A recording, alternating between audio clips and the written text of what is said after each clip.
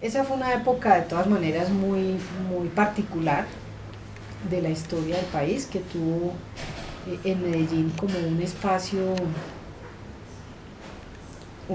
importante, porque digamos ahí estaba la génesis de todo, ahí era el sitio donde actuaba Pablo Escobar, era el sitio donde estaba concentrado, digamos, el conflicto de la guerra narcoterrorista. Y pues obviamente era muy difícil para mí como reportera en esa época, estaba muy joven, era difícil separar el oficio de reportero, que en ese caso era el que estaba en contacto directo con, con los hechos en la calle todo el tiempo, y la vida de uno, porque era una guerra tan dura que cuando algo ocurría siempre era algo muy grande, o sea, muy fuerte, una bomba con muchos muertos.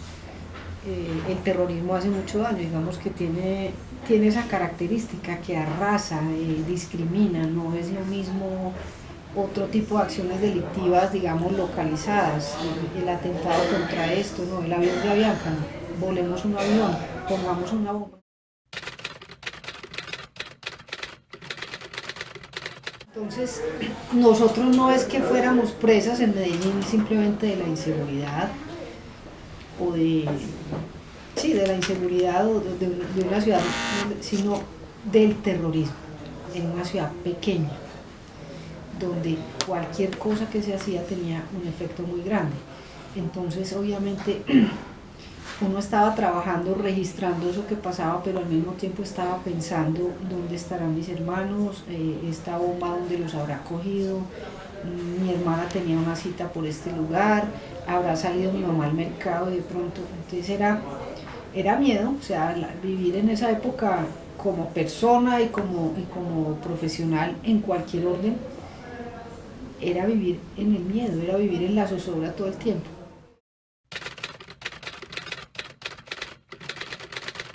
Pienso que el hecho de ser reportera y de estar en contacto, más en contacto, ser testigo de excepción de esa realidad, porque de eso se trataba, pues hacía que uno tuviera muchísimo más miedo, porque cuando uno menos sabe, menos sufre. Entonces, eso pasaba, era muy difícil desligar el oficio en la calle de la vida personal, en eso, en esa dimensión de cuándo van a caer los de mi familia. Y en efecto, a mi familia la tocó.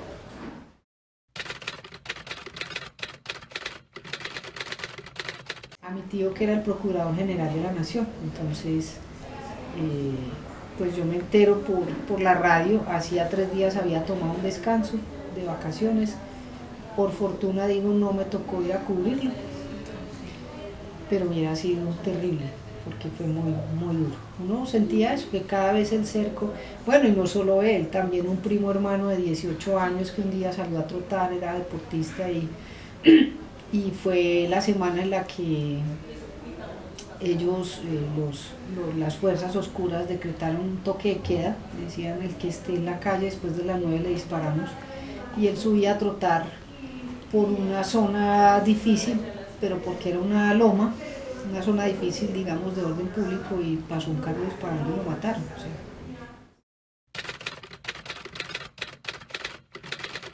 no soy yo sola ni es un tema del que yo diga, bueno, no, soy una sobreviviente, pero es una manera más bien de decir que en esa época en Medellín creo que casi todos tuvimos algo que ver con esa guerra, nos tocó de alguna manera en nuestra vida privada.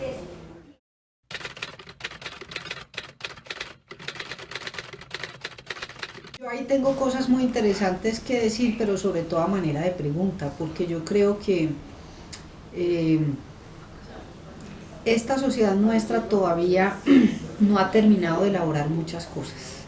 O sea, nosotros no hemos tenido tiempo de elaborar muchas cosas, entre ellas las heridas y los dolores. O sea, no hemos sanado una herida cuando ya estamos recibiendo otra. Pero eso mismo pasa también con la elaboración que como sociedad tendríamos que hacer de los hechos. En el caso del periodismo, yo creo que todavía no hemos llegado al punto de saber muy bien o de estudiar muy bien el papel de los medios en ese momento.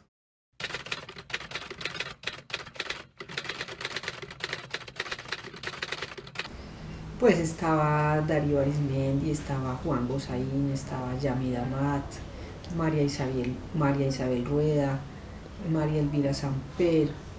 A nivel nacional, digamos que esos eran los más importantes. Cecilia Orozco, que hoy está en Noticias 1, en ese tiempo era Noticiero de las 7. Mauricio Gómez, que hoy, bueno, mucho tiempo después se dedicó a la pintura y hace crónicas con CMI. Ignacio Grefstein era otro. Digamos que se me vienen a la cabeza ellos, seguramente se me quedarán algunos. Obviamente don Guillermo Cano, pero pues tuvo el final que tuvo precisamente por eso, un maestro del que todos aprendimos.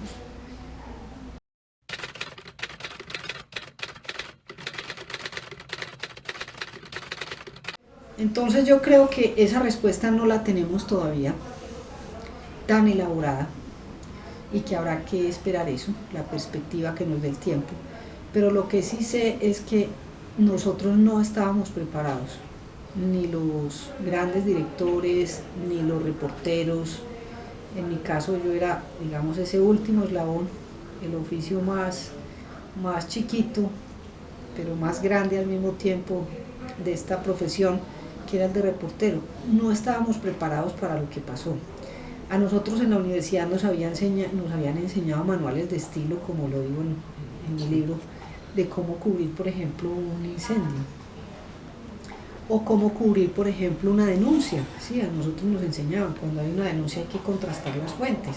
Es decir, existían manuales y cosas que a uno le daban pistas.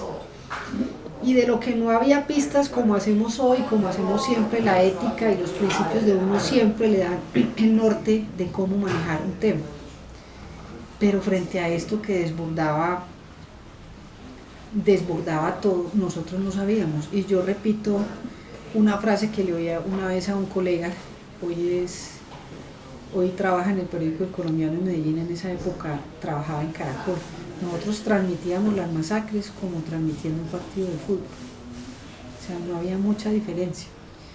No había mucha diferencia porque era la adrenalina, la presión de la inmediatez. La radio colombiana siempre se ha caracterizado, desde que yo tengo conciencia del periodismo y pasión por el oficio, se ha caracterizado por eso. Y gozamos de esa reputación en el mundo. Somos una radio que reacciona muy rápido a la inmediatez. Y se le daba un gran valor, y yo creo que todavía se le sigue dando un gran valor a la capacidad de reaccionar inmediatamente a la noticia. ¿Sí?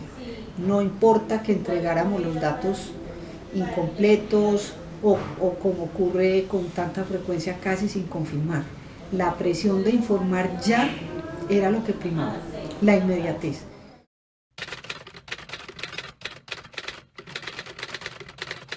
Digamos que la muerte de Escobar era, además a él lo empezaron a matar desde que lo perseguían.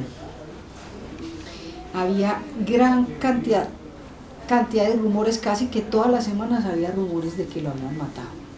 Entonces empezó a generarse como una cosa parecida a cuando se está creando un mito. No quiero decir yo que Pablo Escobar sea un mito, pero pasaban cosas parecidas a lo que pasa en una sociedad cuando se crea un mito. Entonces lo veían en todas partes. Tú te subías a un taxi y todo el mundo tenía una historia, te decía que lo había transportado, que lo habían muerto. Entonces se volvió una cosa, una incógnita, porque además no lo veían, nadie lo veía nunca. O sea, él estuvo mucho tiempo sin salir a los medios, sin dejarse ver, entonces eso alimentaba todo eso.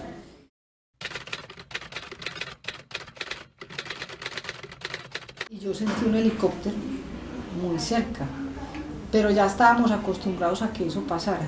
Uno no se despegaba del radio, porque esa era la manera como uno se enteraba. Los de radio siempre sabían primero qué pasaba. Y sabían mucho porque yo ya no estaba en la radio, porque de contrabando teníamos unos escáneres y oíamos las comunicaciones de la policía.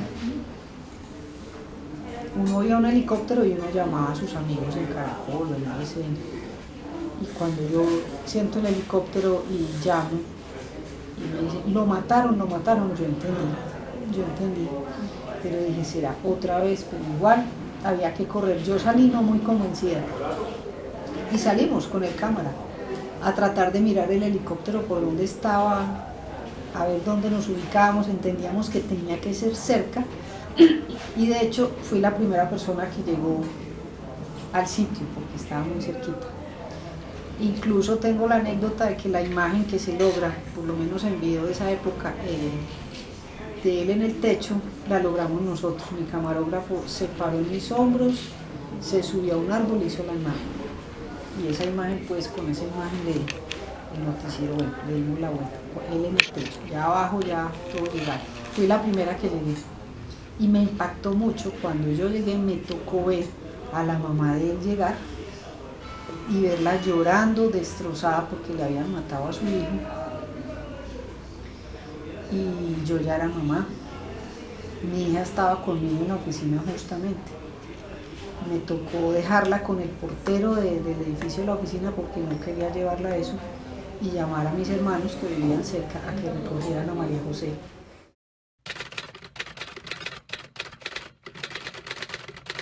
Y bueno, de ahí en adelante fue todo ese delirio del velorio, que fue una cosa muy impresionante, una cosa delirante. El cementerio lo tuvieron que cerrar. No cabía la gente en un jardín cementerio en las afueras, en el sur, como decir, Jardines de la Esperanza. Y amenazas, y los sicarios bravos, y borrachos, y bueno, se veía de todo. En la iglesia era imposible entrar, nosotros tuvimos que subirnos al techo y por una de las claraboyas de vidrio que le entraba luz a la iglesia, ahí tratar de hacer la imagen de la caja porque era imposible entrar a la iglesia.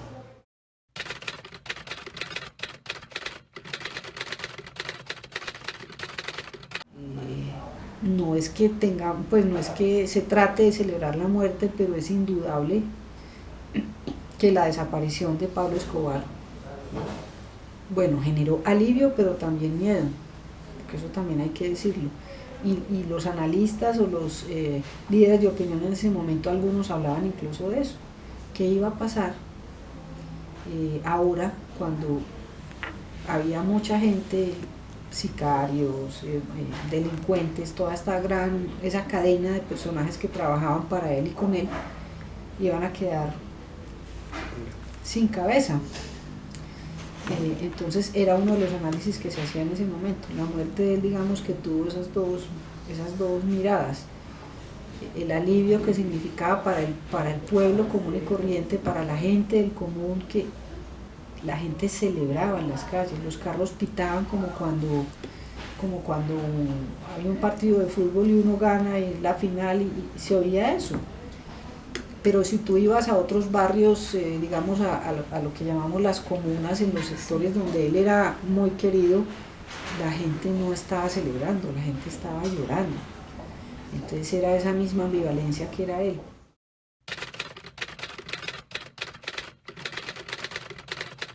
No me alegré con la muerte de él, pero sí sentí como que...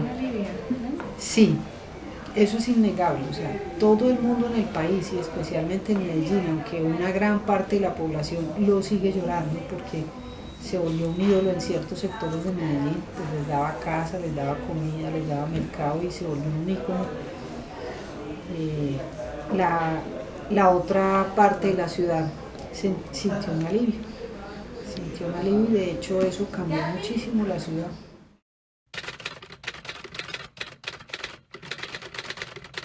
Es muy difícil decirlo, y para mí fue muy difícil y esa es la razón por la que me preguntaban muchos colegas, pero usted cómo guarda esas cartas 24 años. Yo solo publiqué una, la que me contesta el primer día. ¿Qué fue la que él permitió? Sí, y ya después me dijo no. Y pues claro, y después yo decía, ¿qué hacer con esto y no ser apologético? O sea, ¿cómo voy a hacer yo apología de un monstruo? Pero al final, la perspectiva del tiempo le enseña a uno que, pues por duro que haya sido el tipo, todos tenemos un lado oscuro, solo que el de él es demasiado oscuro. Entonces, eso que él muestra en las cartas que me envía es eso, el otro lado de él.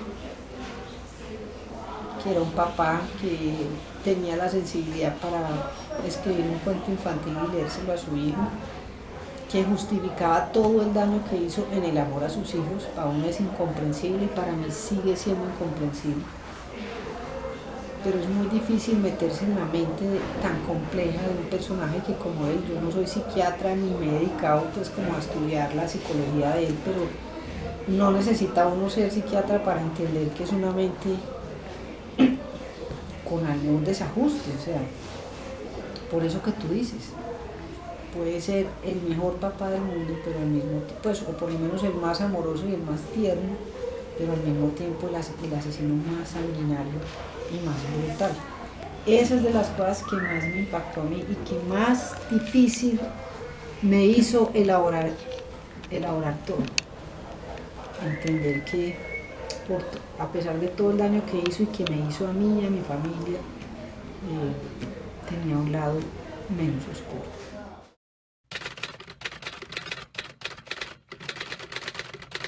Sí, yo sigo teniendo contacto con Isabel. Sigo teniendo contacto con ella. Hemos tratado de embarcarnos como en proyectos de guión y eso, que seguramente algún día se van a concretar. Con Sebastián tuve contacto hasta hace unos 5 o 6 años, pero decidí cortar ese contacto.